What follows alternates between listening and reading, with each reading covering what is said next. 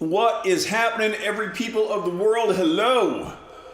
How are things in stuff and junk? I hope you are doing well. Welcome to the Mad Poet Show. I am the Mad Poet. You are an audience. We are the Mad Poet Society, and this is what we do. Hope you're enjoying it. I want to give a special shout out. I know some of the people on the jury that I am on right now said they were going to try to stop into the show tonight. So if any of my jury crew are out there, Eastern Washington jury crew, welcome to the Mad Poet Society and being part of it. I hope you are liking what you see. I dress like this on jury duty. And I'm not sure what, I'm curious if any of them do tune in tonight as to what they will think of the other side of Randolph and how that all comes out. But wherever you're coming in from, thank you very much for being here. I see Therese is here, Space Pirate Marketing. Welcome. Dr. Gack, Glenn, great to have you here as per usual. Anyone else who's out there watching on any of our various platforms, thank you for coming in. I hope you enjoy the show tonight. I'm already having a great time. And I mentioned here that I am having some potential internet connection issues. Hopefully the quality of the stream will be reasonable and we won't have anything cutting out. About 2 minutes before I started, it looked like my internet connection was about to drop out and kill the stream. And I was like, please don't do that. And Dr. Gack says, just no more fires. For anyone who may not be a long-time watcher, about a year and a half ago, my smoke machine caught on fire about 3/4 of the way through a show. It was very exciting, and I generally make it a policy to keep language kid-friendly. I know some of my students come in to watch this. People watch with their kids, and I want parents to be comfortable with this. I want this to be a reasonably accessible show for people. But I did, in fact, as I was wrapping a flaming smoke machine into a damp towel and running it out of the house, I did relax that particular prohibition against certain linguistic concepts just for that time. It was an exciting night. So that was a thing. God, that was a long time ago, and that was awesome. Retrospectively, it was awesome. Much less awesome at the time. So tonight we are playing my 61st album. Now, I've said many times that if people were to judge me based solely on my song and album titles, they would probably get a very incorrect impression of my personality. This is definitely one of those times. This album is titled Bucket of Blood. And I do not actually keep buckets of blood in my house throughout the general course of my life. That first song was called The Echo or The Answer. And I know there are a lot of songs out there that say, no rest for the wicked. And I've always kind of been like, well, I mean, the wicked probably worked really hard at, all of their evil deeds and stuff. Maybe they deserve a little rest. So this song is called Rest for the Wicked.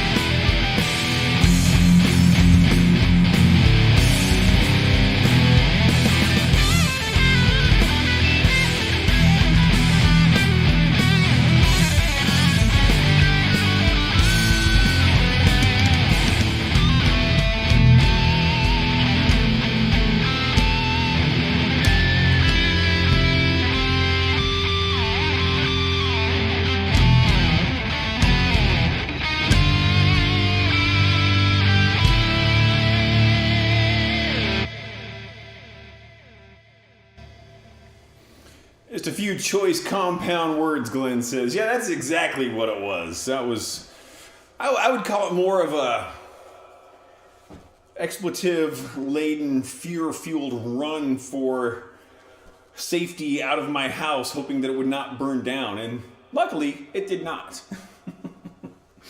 But so I was actually, the smoke machine fire story was actually facing the other way in the room at the time, where all the guitars are hanging is where my desk was, and the guitars were on this end, and that's what, you guys probably know what facing the other way is, so I don't need to explain that. And so there's a door out over here that used to be visible, and that door was closed, and then I have 13 stairs to run up, at the top of which there was a closed door. And then I had to get out of the house, which was a third closed door, so I've got a flaming smoke machine, hoping not to burn my hands. I'm like, there's so much adrenaline going through me, I wouldn't even feel it if I was in pain right now. Got out of this room, got up the stairs, got that door open. Thing ended up on the floor, kicking it out. We had a few burns on the hardwood floor from it, but hey, that just adds character, so. All right. I was talking, I think last week or the week before, it might have been, maybe about a month ago, that I've got this new system set up where I don't actually have to stop my song when it's done. And this is working so awesome that I only have to start the song, and I've found a way to get them to stop automatically. And that automation is really, really working well. And I realized recently that another problem that I have had in doing these shows is I have a visual reference on my screen for when the song is going to start. And I've never wanted to put in any kind of like a lead-in, 1, 2, 3, 4, drumstick hits or anything, because I didn't want that kind of sound going across. But I found this way I could put that in to where you guys don't hear it, and I do.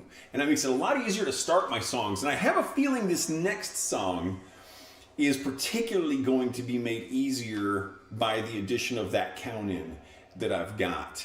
And I've talked about this song before. This is a song that the first time my friend Susan heard me play it, she put a comment in either Twitch or YouTube, wherever she was watching from, that said, "Heavy metal James Bond."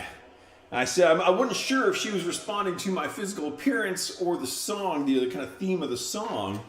And she said both, which always just, I thought that was very cool. So this, the heavy metal James Bond song, this is called The Long Way Home.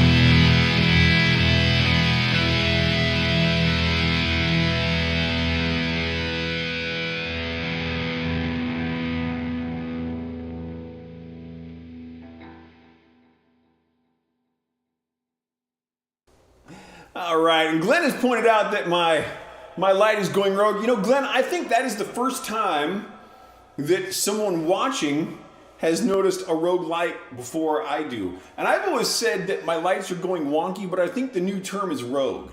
The light has gone rogue. So I'm going to call in my lighting crew. They're going to step back and fix this.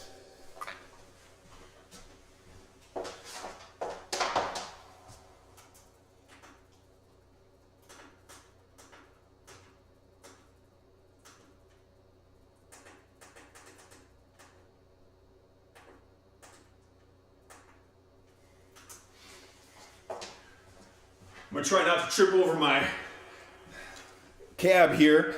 And I'd like to give a special thanks to my light crew and sound crew, also known as me. So it's a very, I've talked about this before, but it's a very interesting part of doing these shows. It's great because I don't have to carry amplifiers around. Doing shows in theaters like I used to do and a lot of the other venues that we played with the various metal and punk bands I've played with. Oh, it's a lot of hard work. It's fun. I've done some amazing shows, but it's a lot of hard work. And so this is nice, but it is, it's a complex setup with the lights and the multi-camera setup and everything switching around. I got to get everything programmed. I've got a very significant checklist to get these shows going, and it's all me. So if anything goes wrong, that's all my fault. If anything needs to get fixed, that's up to me.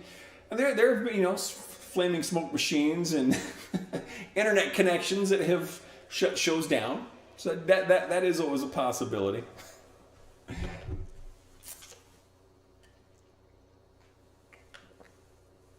Drink lots of water, gang. Water's the best thing going. We're going to slow it down here a little bit. Getting into, looks like some A minor on this one. I think I've played so far in G minor, E minor, and E Phrygian, which is kind of a variation of E minor. This one is A minor, which is actually the same exact notes as E Phrygian with a different tonal center. For any of my students out there who may be listening to Randy's music theory stuff. It's more on the composition streams, but so like I said, we're slowing it down a little bit. This song is called Limited Visibility.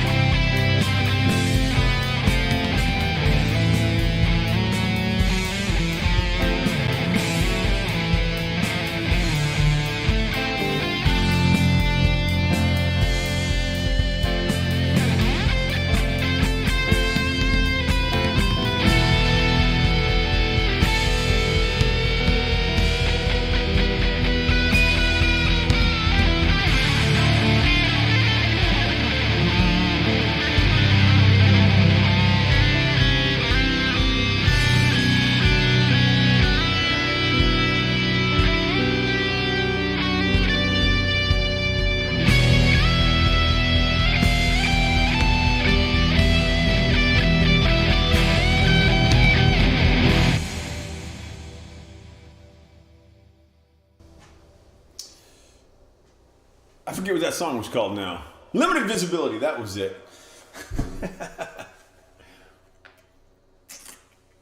I love it when I forget my song titles, which is most of the time. But you know what I haven't forgotten? I haven't forgotten why we do these shows. And my regulars know why we do these shows. And this is the reason that we do these shows. Because, ladies and gentlemen, we have arrived at the G sharp minor portion of the show. You are welcome. This song is called We Have a Situation Here.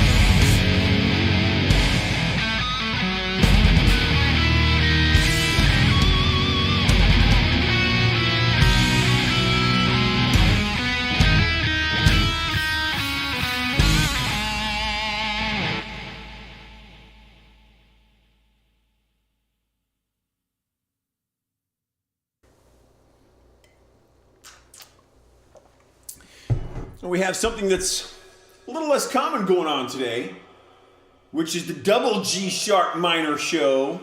Because, ladies and gentlemen, we are moving into the second G sharp minor portion of the show. Looks like Renee's come in. Thank you very much for being here, Renee. The most awesome daughter that I have ever had. Of all of my children, Renee is absolutely my favorite. And all of them are watching right now. And now they all know that Renee is my favorite of all of my one children. You're awesome, Renee. Thanks for coming in. I'm glad you're here. Hope your night is going well. Hope things are going well for everyone. If we have any new people here, if we have people coming in a little late, thanks for being here. I am the Mad Poet. You are an audience, and we are the Mad Poet Society. Tonight we are playing my 61st album. It is called Bucket of Blood. On every album that I have put out, I have dedicated at least one song to someone. I am, fun fact, currently writing an album that, if I put it out, will be the first album to which I dedicate no songs. And if that album gets put out, I will be singing on it as well. I'm actually writing 3 albums that I will potentially be singing on. I have done a few heavy metal growls in the past on some recordings, but never any actual singing, so time will tell. But nonetheless, this is my album dedication song. This is dedicated to my Grandma Helen, who was passed many, many years ago. I've dedicated a song to each of my deceased grandparents, which is all of them because I'm freaking old. And I've often said that, of all of Renee's fathers, I am her favorite. Oh, that is heartwarming. Thank you. I knew I was going to like you. Nonetheless, also fun fact, my daughter Renee has had more songs dedicated to her than anyone else. Of all the songs that I have dedicated to my deceased grandparents, were they alive to actually hear them, this is probably the only one that they would really get it. My Grandma Marie, her song is pretty pleasant also. The songs I wrote for my 2 grandfathers, man, those are so far out there. Crazy. Saxophone update. Okay, so I did figure out, finally, after a year and a half, what was wrong with the guitars on my new album. This was a massive, massive leap. It was an extremely small thing. Just noticed that one of my lights is red that should be green, but that's probably just something I did wrong. So the album is actually sounding much better. As a result of finding what was wrong with the guitars, I have had to rework my entire guitar tone for rhythm guitars, lead guitars. But what happened is I'm using a cabinet simulator known as Wall of Sound by a company called 2 Notes. And it's a really, really good cabinet simulator. For those who may not be aware, a cabinet simulator is I record my guitar directly into my computer. And so instead of using a real amplifier, I have to use a simulated amplifier. And just like on a real amplifier, you have to send that amplifier into a speaker that's known as a cabinet. And so to make your simulated amplifier sound good, you have to have a simulated cabinet also. In this Wall of Sound cabinet simulator, by default, there is a thing called an exciter, and it's turned on. And I remember when I first started using it, I played around with it, and I was like, oh, that sounds kind of good, I'll leave that on. Well, it turns out that what an exciter does is it actually adds additional overtone harmonic content to a sound that actually was not recorded in. So it's a really good tool for if you have a bad recording, if you were in like a really dull room where you had dead strings on your guitar or something like that, is you got this really, dull recording. It's a great way of making it more alive. Well, I would listen to this album, and by the end of the album, the guitars they were grating on my nerves. And now, finally, I have found that, I've turned it off, and even without completing my guitar tone to where I want it, I'll go out for a run, and have this thing going through my brain hole, and it's like, oh, okay, yeah, these guitars I'm actually still enjoying when I'm done with my run, you know, an hour later and still listening to the same album. So the reason I bring this up, Glenn, who goes by Dr. Gack on Twitch, for those who can see the Twitch comments, he's asked, you know, will it have sax on it? And the reason he's asking that is because I have promised a year and a half ago, when I started my 65th album, to put a song with saxophone on it. And that will be there. It's really, I really enjoy that song. That song is called, if I recall correctly, that song is called Unknown Strangers and Lonely Acquaintances. It's a slower piece, and it's been said that producing heavy metal is harder than any other kind of music. I agree with that. I have recorded acoustic stuff. I've recorded more kind of light rock type stuff. I've recorded some pop songs. I've had the very good fortune 3 times to be able to record an orchestra, which is a great experience. Though the vast majority of what I've done is heavy metal, and I'll tell you, I am not an expert audio engineer, clearly, but in my experience, I agree with that statement that recording and producing heavy metal is much harder than other genres of music. And I hope that this album is worth the wait. It is starting to kick, and it will have sax on it. This song will not have sax on it. This is going out to my grandma Helen, and she will not be listening because of her current medical state. This song is called The Rain is Speaking to Me.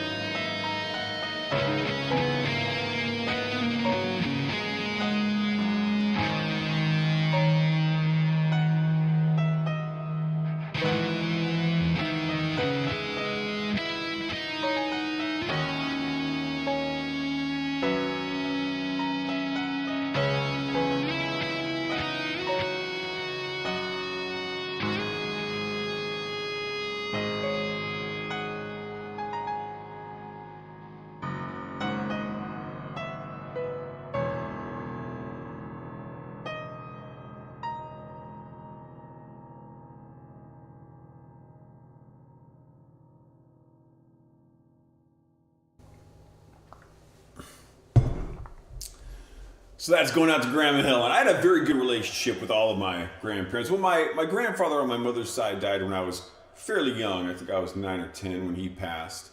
So I didn't know him as well as the others, but Yeah, I lucked out on parents and grandparents. Sarita V! Sarita! Thanks for coming in, Han. Great to see you. Hope you are having a great night as well. Sarita actually gets kind of a double whammy because she lives in this house with me, just the two of us, and she's awesome. So she's hearing music through her computer speakers and also through the floor. Fortunately, we've got a great setup here to where I can sit downstairs and do music in my awesome office, and she can do plant stuff upstairs in her office. And really, the only time I kind of get things kind of loud is when I do my shows. Oh, she's on the third floor now, so she won't even be hearing me through the floor, which is great. We've got a good setup in this house. We're really glad we moved out here to Eastern Washington. When you're playing in G sharp minor, and you take one of the sharps away, you get C sharp minor, which is exactly what we're going to do now. So this is as close as you can get to G sharp minor without actually being G sharp minor. C sharp minor. Well, I guess actually you could add on a sixth sharp, maybe just as close. That gets a little wonky when you add on. When you get to 6 sharps in your key signature, you get wonky stuff. I think I might actually be playing a 6 flat key signature later. We'll see if that happens. Nonetheless, this piece is called Reintegrating Our Shadows.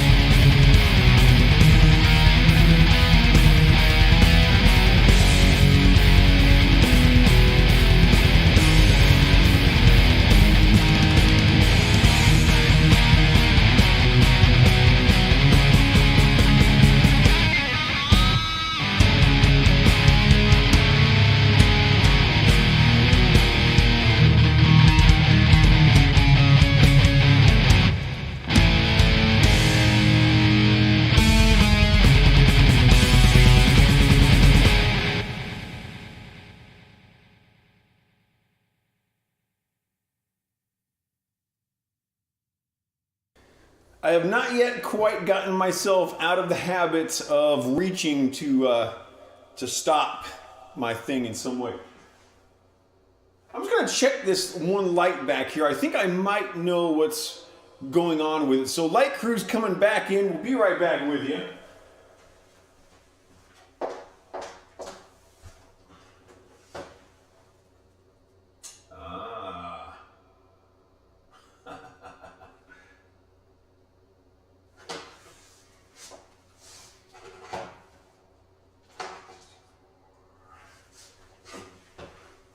I see what happened.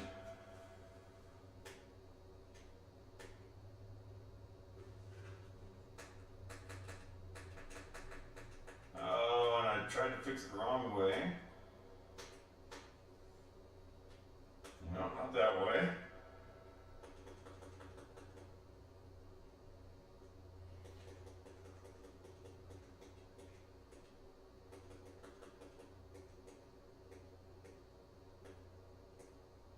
There it is.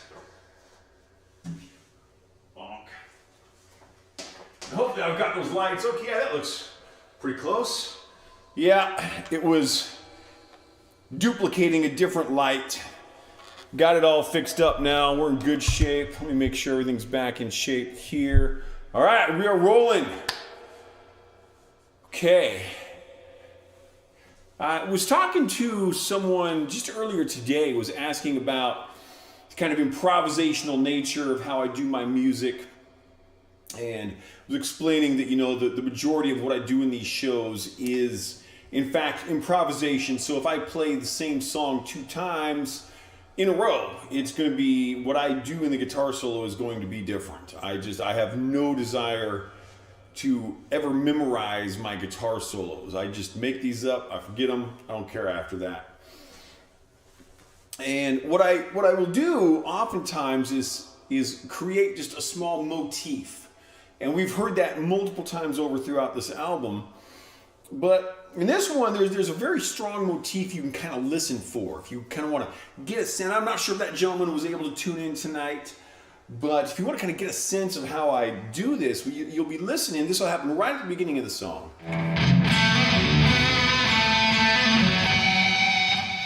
So that's the only part of the guitar solo that I've actually written. Now, at other times, I duplicate what the other guitar is doing, and that, of course, has been written in advance. But all the guitar solo, that's just me kind of whipping around. So that kind of sets the theme for what we're feeling and where I might go with my guitar solos throughout the course of the song or any given portion of the song. So listen for that. You'll hear that come a few times in here. This is actually written in B minor at this point. We've taken 2 more sharps away. We're just dropping sharps off like they're just, like they don't even matter. But they do. We've got 2 of them in this song. And this song is called Directly at the Sun.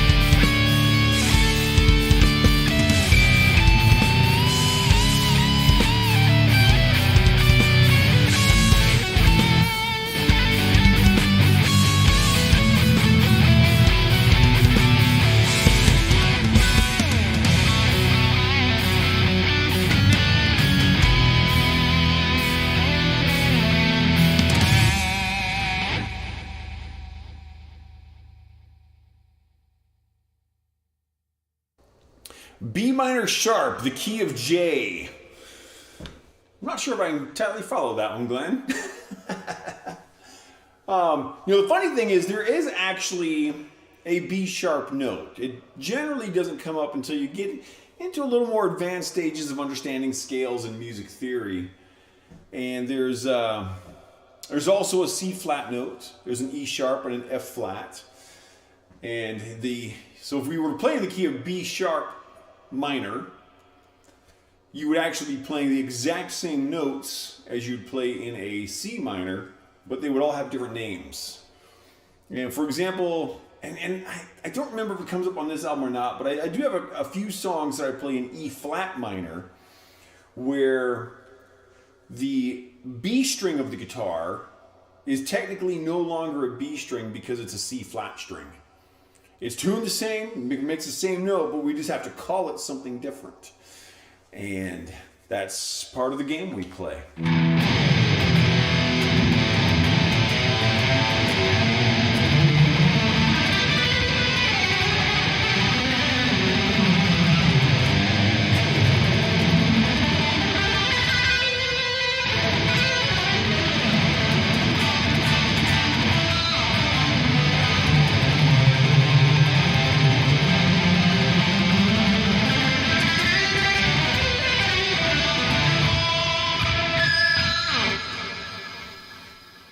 Oh, I like playing guitar. I can't talk about what the court case is that I'm on jury duty for until it's over. And I may talk about that in next week's show. We should be done with this particular case by then. There's still a chance I'll get called in for jury duty one more time. I think only one more time in my kind of duration of possibilities. But we were talking about something today in the court case, and it was some stuff that just most of us on the jury in our daily lives didn't go through. And I just said, yeah, that's not a guitar. Now you know as much as I do about it. And that's pretty much most things in life. It's like, yeah, that's not a guitar, so I'm gonna go do something else. And yes, Sarah, I am a show-off. You've known that for 8 years. I will admit that I do really enjoy showing off with a guitar. I have worked very hard to get to this level as a guitar player. I'm proud of what I've accomplished as a guitar player. I do enjoy showing off, but I will also say that I always try to remain humble. I learn new things on guitar daily, and I not just guitar but music. I study music theory. I've got a couple of students right now who are learning how to compose in counterpoint, which if you listen to the music of Bach, Johann Sebastian Bach, if you listen to a lot of choral work, there's particularly, not like hymnals so much, but kind of like really advanced choral pieces. There's often a lot of counterpoint there, and just teaching those guys, which I've taught counterpoint before. I learned so much just by teaching those things, and it's amazing how many times I can crack open the same music theory book and learn something. Music theory books that I've had for 25, 30 years, and I still open them up and I'm like, oh, that makes sense now. And it's such a great just kind of journey through this musical landscape that, yeah, and it's great when you start to put that stuff onto an instrument and then you show off. So yeah, I think that if you garner skills in life, which is something that people should be trying to do, you should not be ashamed of that. You should be willing to show it off. But you should also always try to be learning more and remaining humble. I've mentioned a few times over the course of the last year, I'm reading a very large novel called Musashi, which is a historical fiction about the life of Miyamoto Musashi, who was a ronin in feudal Japan. Probably one of the most famous ronin samurai in Japanese history. And it is a fiction book, but it's got a lot of factual information from, his documented life. There's a part in that really made me think about my guitars and my kind of how I relate with my guitars. There's a scene in the book where he's in this town and he sees a sign over a business that says soul polisher. And he recognizes right away that this person repairs swords for samurai. That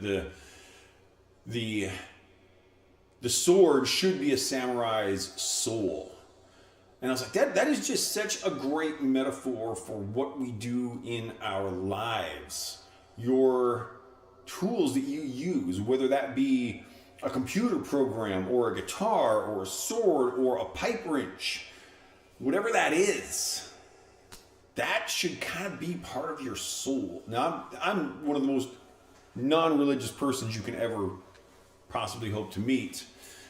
So I don't actually believe in a soul, but from that metaphorical perspective, that particular scene just really caught me as being something worth giving thought to. So let's move forward here. We're jumping into some serious flats. We got 4 flats in our key signature now. We're playing F minor.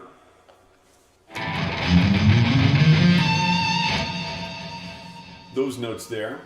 I, of course, do throw other notes in. You can use all of the notes, and even notes that aren't necessarily, we can use notes that are out of our normal temperament, as we would call it. But you've got to make a decision about what you're going to do with what happens moving forward after you hear the title of this song. Because the title of this song is a command. And so the question is, are you the kind of person who would say, oh, the mad poet in the title of their song said I should do X. Are you going to do X? Or are you going to be a little rebel and do not X? So that's up to you. Because the title of this song is Do Not Listen to This Song.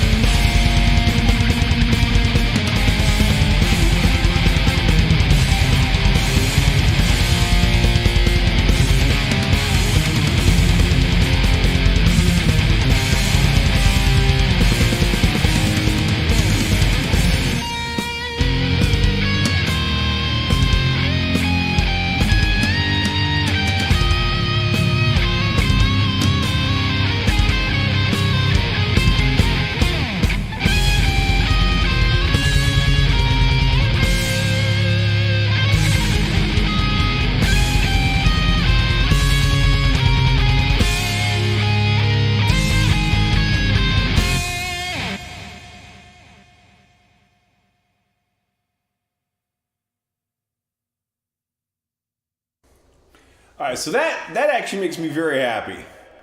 That is the first time that I have ever played that song without absolutely destroying the motif on it. That little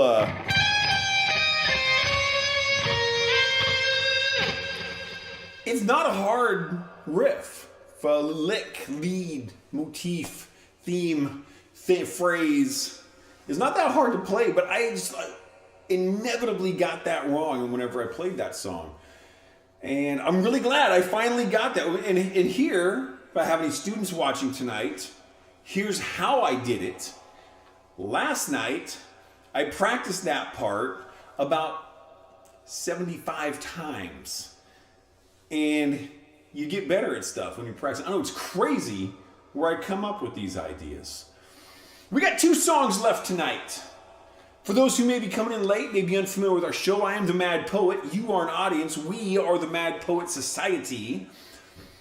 Tonight we're playing my 61st album. As I mentioned earlier, if you judge me based on my song titles or my album titles, you will probably have the wrong impression of me. This album is titled Bucket of Blood, which is a great album title.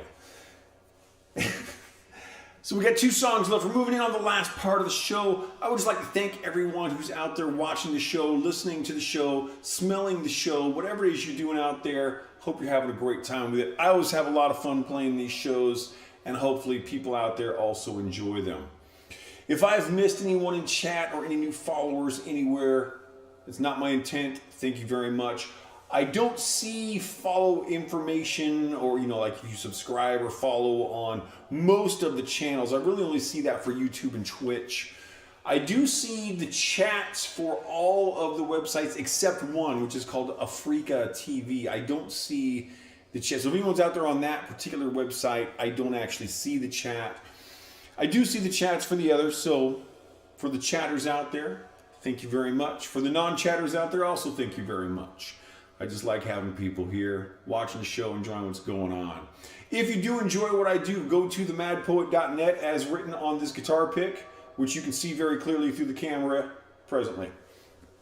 Themadpoet.net is basically my repository of Mad Poet stuff. All 64 of my albums and an EP are available to stream for free on there. You can see the YouTube and videos are embedded. There are links to my Bandcamp and YouTube, Twitch, just today I put up links to all of the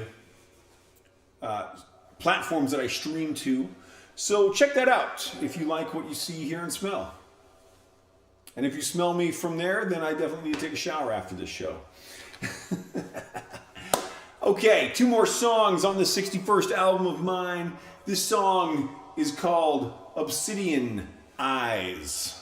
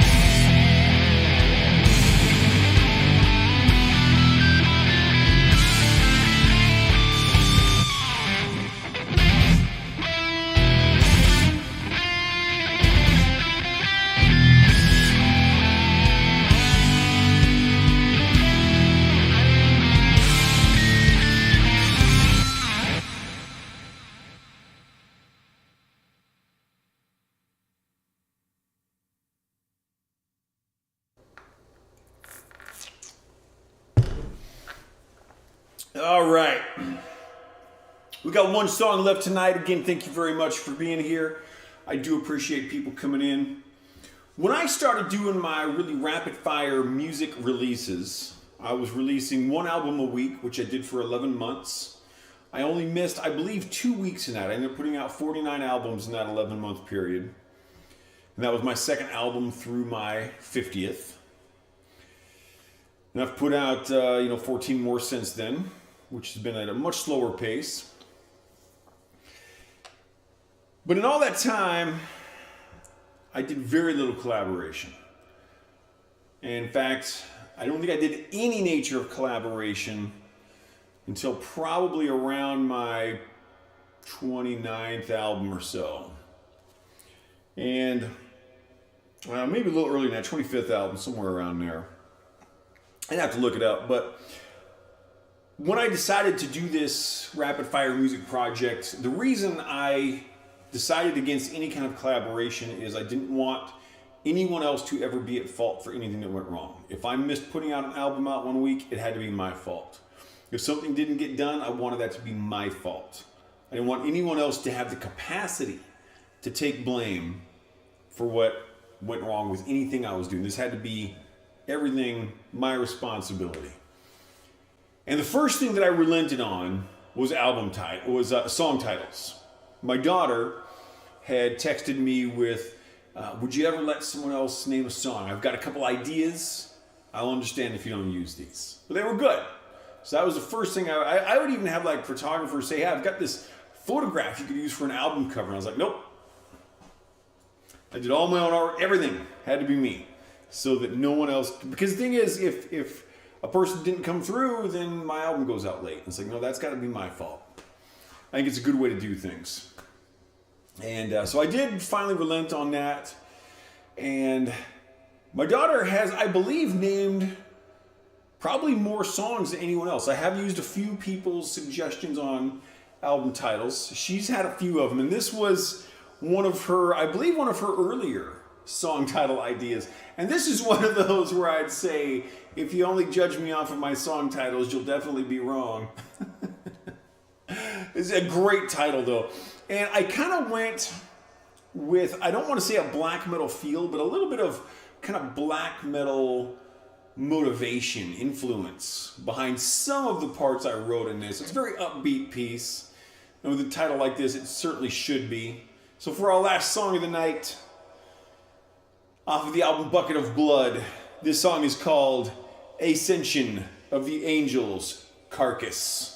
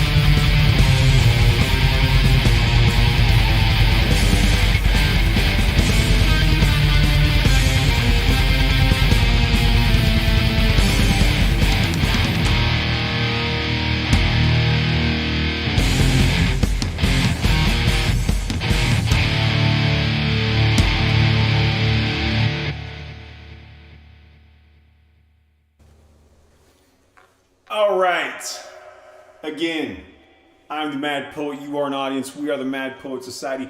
Thank you so much for being here. If you're a first-time viewer, if you're not a first-time viewer, if you're a second-time viewer, I'm not going to go through all of the possibilities. But thanks for being here. If you like what you saw, heard, or smelled, go to themadpoet.net, which is the repository for basically all of the Mad Poet's materials. I do a show every Friday at 8 o'clock p.m. in the Pacific time zone. Please adjust for your own time zone as necessary if you are in fact so inclined as to come back and watch again. We would like to have you here. We always do. For the time being, I am not doing my Friday noon shows because of the aforementioned jury duty. Because leave everything to me, citizens. I'll protect you. It's just how my life runs these days. But yes, next Friday, 8 o'clock in the p.m., the Pacific time zone, I will be back. Check out themadpoet.net. Thank you for being here. I am the Mad Poet, and I will see you